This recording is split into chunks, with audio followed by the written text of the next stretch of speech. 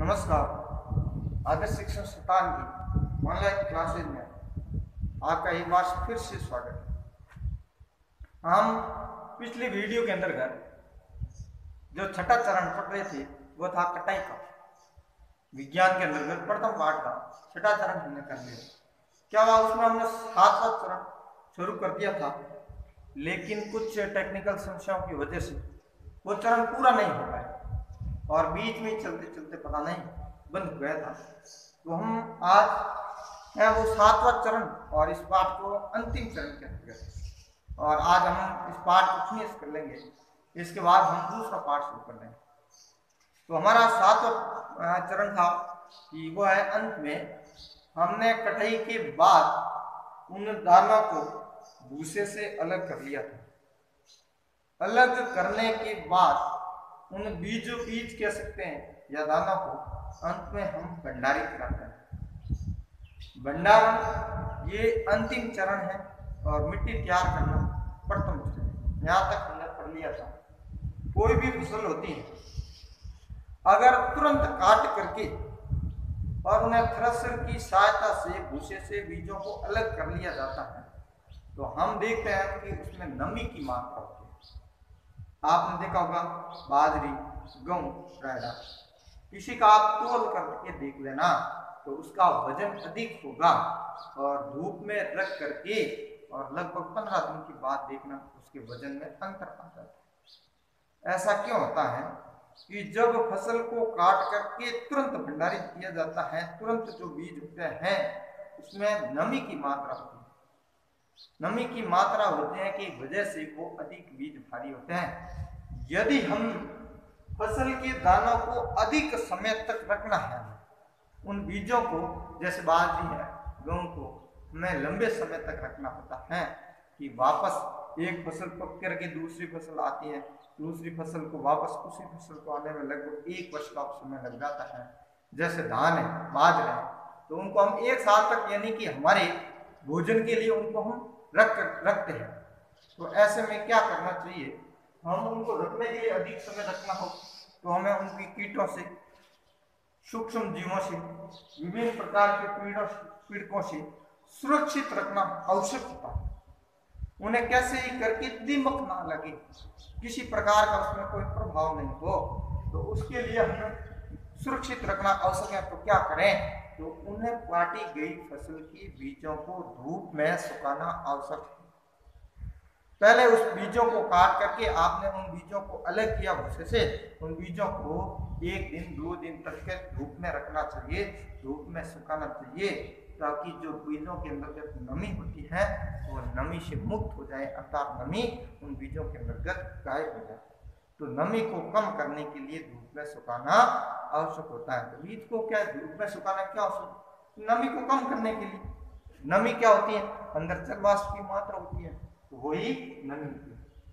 यदि काटी गई जो फसल होती है उस फसल के सुखाए बिना ही भंडारण किया जाए तो उनके खराब होने की या जीवों द्वारा आक्रमण से उनके अंकुरण की जो क्षमता है नष्ट होने की संभावना अधिक होती है। अंकुरण का हम अब तो क्या है कि नई नई वेराइटी अर्थात किस्म के पौधे आने लगे, बीज आने लगे।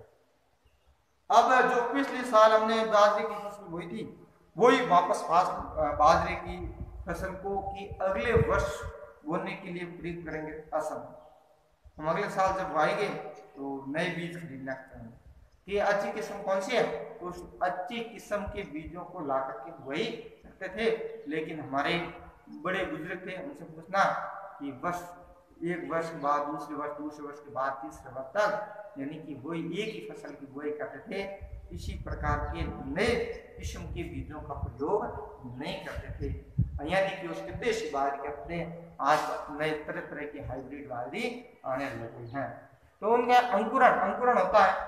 जो बीज होता है, बीज जमीन के अंदर गिरता है, उस बीज से नवोदित पादप निकलता है, उस नवोदित पादप को ही अंकुरण कहते हैं। तो नवोदित पादप के बनने की क्षमता अंकुरण कहलाती है।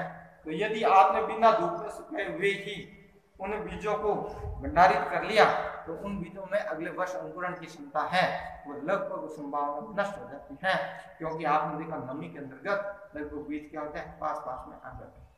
विभिन्न प्रकार। तो अतः भंडारण से पहले दानों को धूप में सुखाना आवश्यक है ताकि उसकी नमी में क्या हो जाए, कमी हो जाती है।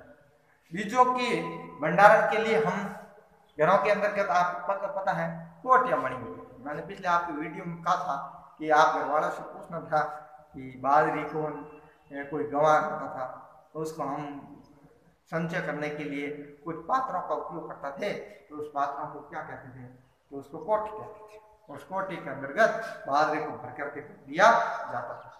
साथ में नीम की पत्तियां डाल दी जाती थी, तो नीम की पत्तियों से वह यानी रासायनिक एक तरह का उपचार, आजकल रासायनिक विभिन्न तरह के अलग अलग उपचार भी आते हैं।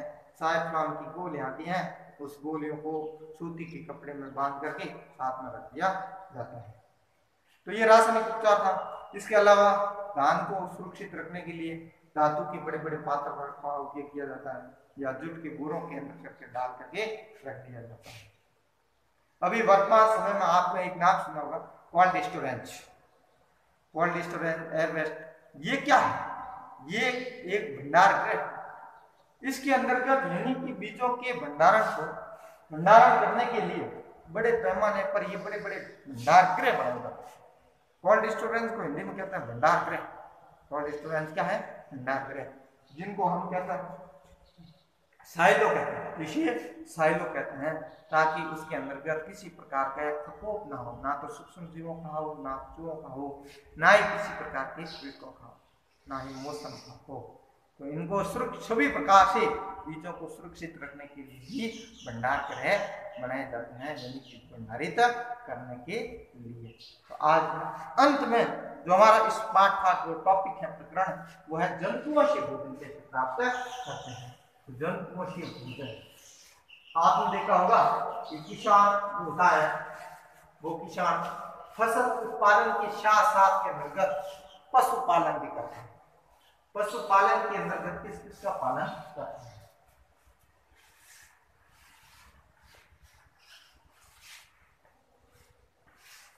एक पशुपालन, यानी कि पशुपालन तो हमारा अंत में जो प्रकरण है वो है जंतुओं से भोजन। जंतुओं के भोजन।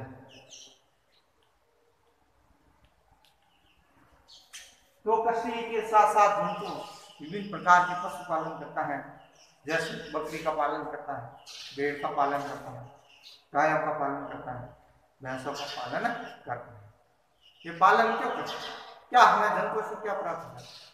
जंतुओं से हमें दूध प्राप्त होता है, दही प्राप्त होता है, मक्खन, लस्सी, जितनी भी प्रकार के स्वादिष्ट व्यंजन बनाए जाते हैं वो दूध से ही बनाए जाते हैं। तो ये हमें जंतुओं से प्राप्त होने वाला भोजन है। घी है, दही है, मिठाइयाँ है, मक्खन है, ये जंतुओं से भोजन, इसको हमें पालना, कृषि के साथ साथ में बकरी को, ऊँट को, भेड़ को, गाय को, भैंस को पालना पशुपालन कहलाता है। आप देखा होगा कि जो समुद्र आप फिल्मों के अंदर देखते हैं, समुद्र के अंदर तटीय लोग होते हैं, समुद्र के तटीय क्षेत्रों में रहने वाले लोग मछली को मुख्य आहार के रूप में भोजन ग्रहण, यानी कि समुद्र तटीय क्षेत्रों में रहने वाले लोग हैं, समुद्र तटीय क्षेत्रों में रहने वाले लोग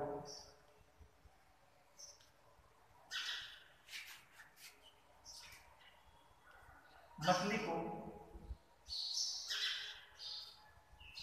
आहार के रूप में ग्रहण करते हैं, आहार के रूप में ग्रहण करते हैं।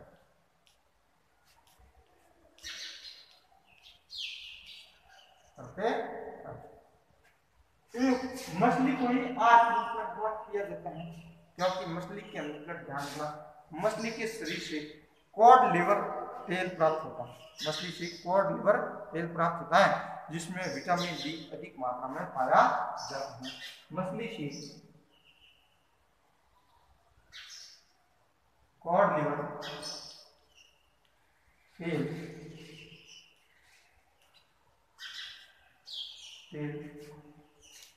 प्राप्त होता है, जिसमें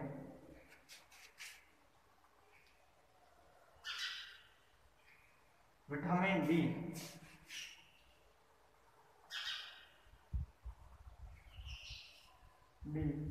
प्रचुर मात्रा में पाया जाता है, प्रचुर मात्रा में पाया जाता है। ये ध्यान रखना। तो समुद्र तटीय और भोजन के रूप में ग्रहण करते हैं, मछलियों के अलावा अन्य समुद्र में रहने वाले सूक्ष्म जीवों को भी खाते होंगे। बहुत सारे सूक्ष्म जीव, कुछ पौधे भी उगते हैं जिनकी जड़ें, तना, पत्ती, उनको भी खाने के रूप में प्रयोग किया जाता है। तो जो हमारा प्रथम पाठ है फसल उत्पादन और प्रबंधन, वो हमने कर्म से पूरा कर लिया। ऐसा नहीं कि बीच में कहीं छोड़ा या हमारा कुछ नॉलेज पीछे छोड़ दिया मैंने, ऐसा कुछ नहीं है। पूरा का पूरा जो पाठ है वो पाठ के सारे प्रश्न उत्तर देखने में, लगभग प्रश्न उत्तर मैंने साथ में आपको पीडीएफ में भेज दिए थे, और इसके जो अंत में जो प्रश्न उत्तर है पूरा, वो प्रश्न उत्तर भी आज मैं इस पीडीएफ के साथ, इस वीडियो के साथ पीडीएफ भेजूंगा।